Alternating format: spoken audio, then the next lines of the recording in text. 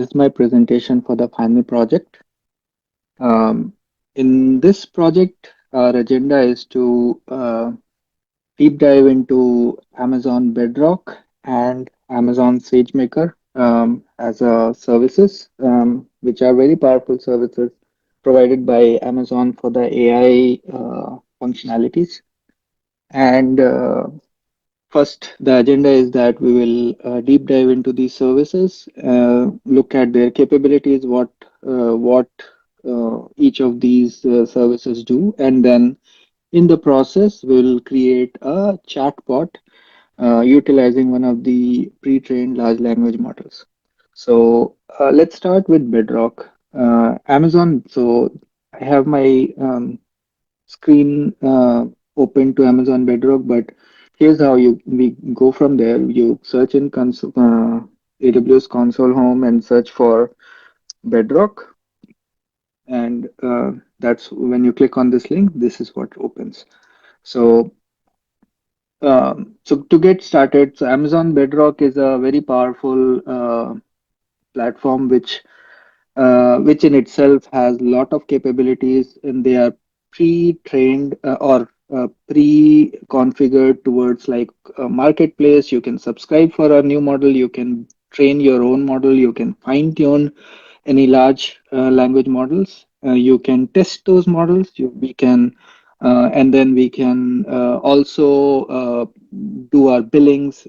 Have Amazon take care of our billings. So basically, we pay the bill to Amazon, and we don't have to keep a track of different models and whatnot. So let's see what all are the capabilities of it. So within Bedrock, these are all the providers that they have listed, and I'm sure this list will keep on growing. Uh, there is a whole host of models from these providers or services which are hosted within Bedrock. So Bedrock acts as a hub to where we can pull these models and use our inferences, fine tune, train, and all those things.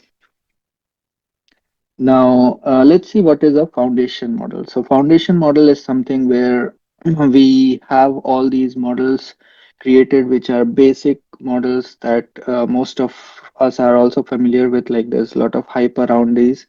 All the latest and greatest models are over here. Um, these are base trainable foundation LLMs from Llama, Anthropic, Amazon, and other providers. um, Marketplace deployments is that these are the subscribable endpoints that we can get from marketplace and use as a API endpoint for our task. For example, if I wanted to create a language translator model, I can just host it from here within the Bedrock. This would provide me a URL, and for example, a web application or a mobile application can just call this as a URL and get the language translations done. Imported model is something which I can create a custom model. Let's say I created a fine-tuned model for just my need. Let's say I fine-tuned ChatGPT or Anthropic LLM model, and I can train it to with my specific company data to detect a customer's fraudulent transaction, right? And that can be my own hosted model, which only I have access to. That's catered for my data only. That I can use it and put it in the hub here for only me to use. Prompt router is again something that can be created, and there are some default prompt routers from Anthropic and Meta that we can train it, and we can try and see how these responses look like and choose our model accordingly. Now then, after this, there are some playgrounds that they have created for chat and text, image and video. Basically, all this is a playground for us to, as the name suggests, obviously, is to create or choose various models, see how each of the model perform for the same output. We can compare the input output latency and all that, and then decide what is the best suited model for our need. They have two flavors of it. One could be a chat or text. The other could be an image based or video based model. Even within chat, could be a single prompt model, which basically means that it is provided a single prompt and then it keeps on the conversation going from there. Or there could be a chat based model, which it where you can interact with much more like a chat GPT. And this is how you can use this. So for example, I have my Mistral 7B used here, so I can use it. I can change the parameter and whatnot, and then I can ask it, hello.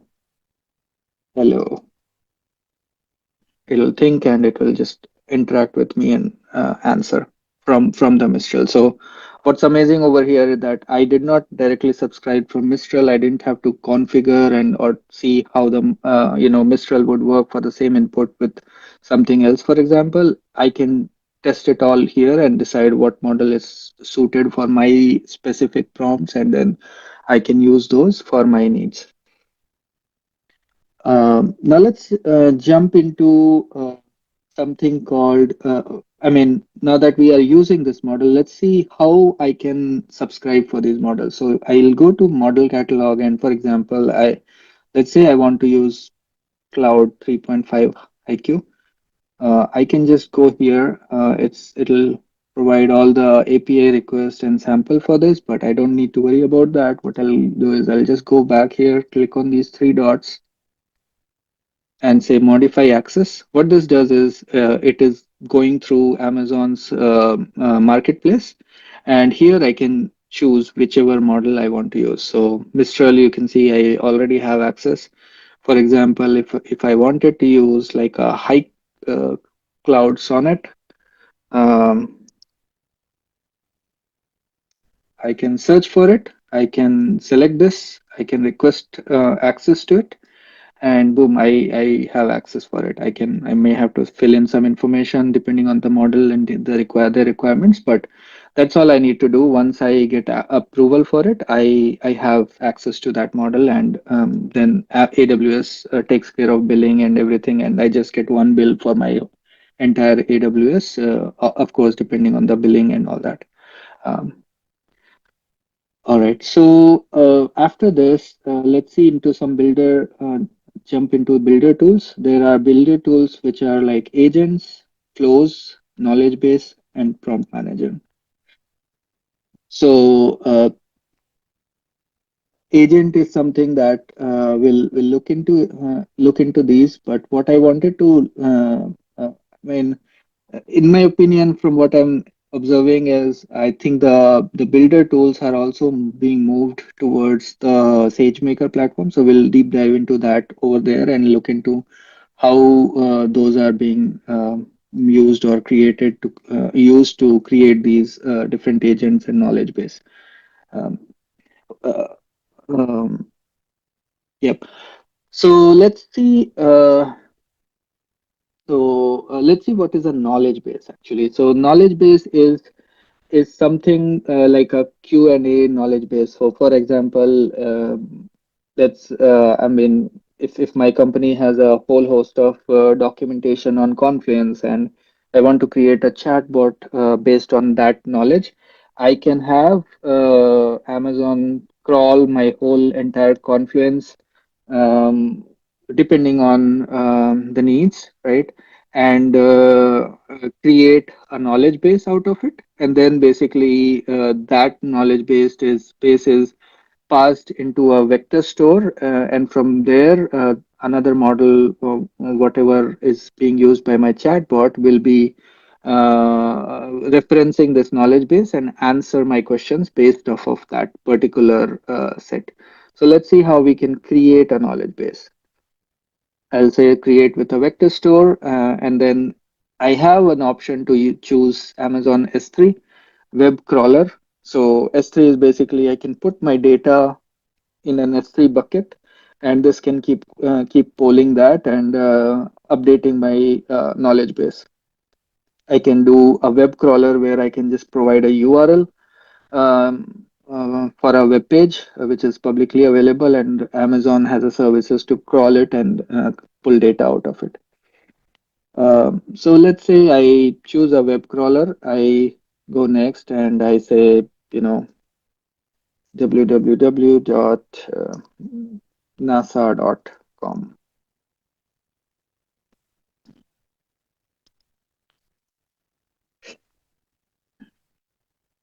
I can say default, which will default as per the just the URLs that are provided and the pages and subpages. Host would only be crawling the that particular host, and subdomain will try to crawl everything. And of course, depending on which option we choose, the cost will get affected. Once that is chosen, we need to choose a chunking policy. So basically, what this does is it will crawl that whole text as a big chunk of text. Then we need to parse that whole text into small chunks so we can decide, or depending on the model we choose to chunk it, it will create a vector out of it. So for each model, it will break into small manageable chunks, and then for each chunk it will create a vector out of it, and then that those vectors will be saved in the vector database for our more another model which is used by our chatbot to query and parse. And basically that's how it works. Or we have multiple options. We can do Amazon Bedrock default parser. We can choose, or we can choose either of these default models. And these models will be shown by default for whichever we would have chosen or subscribed in the previous screens. And then we have to do chunking strategies. Default chunking could be a fixed size chunking, which is my token is a fixed size. Could be a hierarchical chunking where you have a parent-child type relationship. Could be a semantic chunking, for example, one sentiment could be for stored in together, the other sentiment could be stored in a different way. So these are all strategies we'll have to think about depending on what is our application. So for if my application is just to create a knowledge base, for example, and I want to create the knowledge base on cloud versus let's say AWS versus Azure. Maybe I want to do a semantic chunking so that all the AWS queries will be chunked together and the Azure based queries will be chunked together. And that's about it. So you say next and let Amazon do it all. This takes some time, and then eventually our model is ready. Behind the scenes, AWS will create indexes. It will create a, um, a knowledge base like this. This is how the data source looks like. And then this is how the vector database looks like. And behind the scenes, AWS have configured a S3 bucket for me for this, and it has uh, uh, oh, I'm sorry, it has created a vector database for me, and that is what it has pre-populated with the data, like this website's data that I provided it earlier. All right, so now let's move on to SageMaker.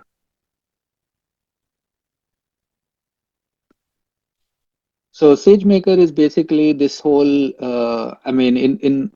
the analogy that I can think of is SageMaker is the actually where all this action happens.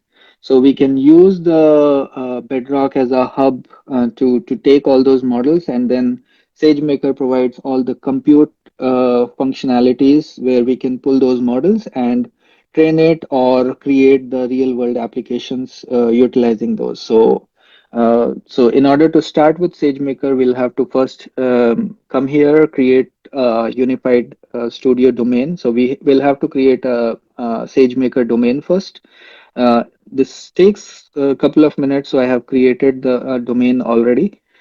So this is my domain, and basically it has pre A lot of capabilities. There's ML ops, there is model training, there is model fine tuning, there is we can write or create our own Jupyter notebooks, we can create chatbots, we can create prompts, and whole host of things. So I go to my domain, and here it's almost like its own whole new thing. It has all the account association. We can even configure single sign-on with our company if this was used by an enterprise to do all this. And it is pretty seamless. It provisions the roles and users automatically depending on the models that we create. And it has a knowledge of what all the models that I have subscribed for that region, and what are the models that are available for me. So if you see the models that I have subscribed previously, it automatically is pulling from Bedrock, and it is available for me to use. So now let's jump on to AWS SageMaker Studio. So I'll open the Unified Studio, and I'll so for this, once we go to the studio, what we have to do is, depending on our project need, we'll have to create a project. So so if I can give it whatever name I want, but what's important is the project profile. So if my task is that I want to create ML experiments, I want to use EMRs, EC2, if I want to use Lakehouse, or I want to create Jupyter notebooks, things like that. I need to use data analytics. If I want to use chatbots and the toolings accordingly, I need to use generative AI application development. And for my data lake house development, Redshift and all, I need to use SQL Analytics. So I have already pre-created a SageMaker project for my chatbot, and I'll jump into that. So what I've done is I come here, I click on this discover, and I choose my model, which is again, I need to have subscribed to this model from my Bedrock, and I choose my model, and then I say, okay, I want to use this chatbot use this model to build a chatbot.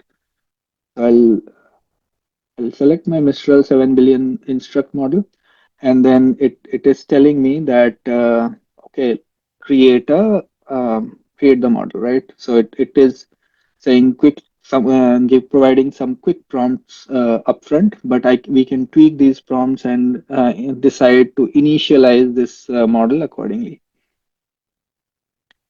Now let's say that I did Mistral, and um,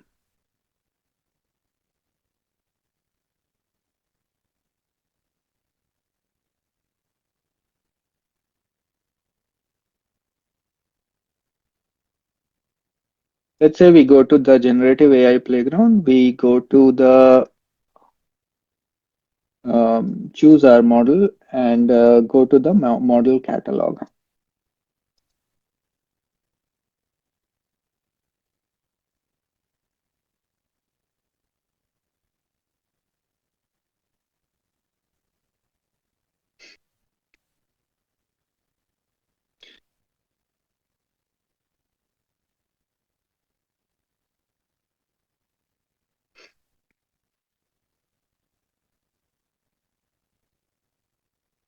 So what I'll do is I'll go to this chat agent that I have created it previously. My intent is that to create a banking assistant, which is going to help me choose a proper credit card. So for this, the intent is that it utilizes the um, uh, it has already has some prompts associated with it. So if I say help me find a good credit card, it is going to answer me a few things, right?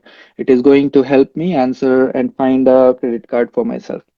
Now, let's say that there is a problem, right? So let's say that models start hallucinating, or it starts doing what it's not supposed to do. If I want to put this chatbot on my website, I want to make sure that if I ask do some prompt engineering to it or have prompt pollution, I want to safeguard against it. If I ask it to write a Python code for something, I don't want it to do that because then I'll end up incurring costs for that, which is not my intended purpose. So for this, what we create what is called a guardrail. So these guardrails are basically exactly how the name suggests, right? So when uh, when I say create a guardrail, I can call it whatever, right? Demo, and I can define enable content filter. I don't want my model to either take any hate words, insults, sexual abuses, violence, and all those things, right? I want to if those are getting blocked by this guardrail, I can prompt uh, um, what my model should answer, right? I can even use advanced filter and say, let's say, I mean, even though this is a banking model, I don't want it to start providing financial information, financial advice. I can say, don't provide financial advice, right? So I can say, um, no financial advice,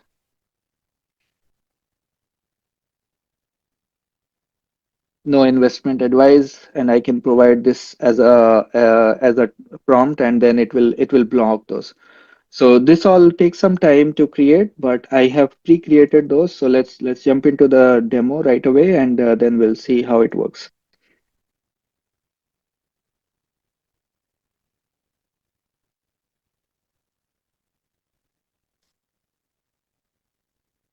So I'll select my let's say no coding. So I've created a guardrail, and it is not going to provide any coding answers to it. Let's say I say help me with a credit card. It's going to start answering what is a good credit card utilizing that Mistral 7 billion instruct model, by the way.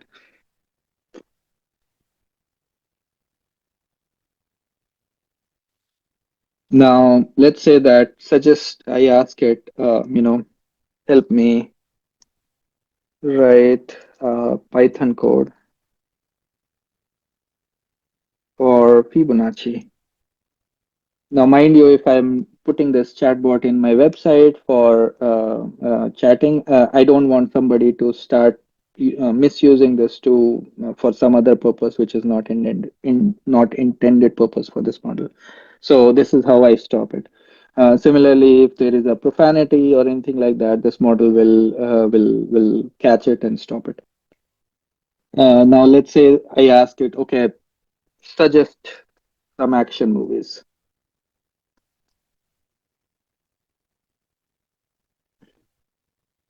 Now, this is again going to work because I have not told this model to not provide anything like that. But again, that's not the intended purpose of this model. So we are gonna tweak this guardrail again and say, nope, only business. So now if I say, suggest some action movies to the same model, it's gonna stop me and say, that's not allowed. So this is how we can keep tweaking this model. So this seems very easy, but here it's doing multiple things. It's utilizing a Mistral model out of Bedrock from SageMaker, and again this model can be tweaked, fine-tuned, and whatnot. Again, put it into the Bedrock as demonstrated earlier, and then we can utilize it here seamlessly. It is using guardrails. It can also use the knowledge base that we showed up front. So here in the data, we can depending on the model, right? So if I were to even pay more and choose a higher version model, I this data option will get enabled for me, and I can say, use only the data from the knowledge base. I can tweak this inference parameters, and accordingly my responses will change. So here's all that I had to show for this. Uh, Thank you so much for the opportunity.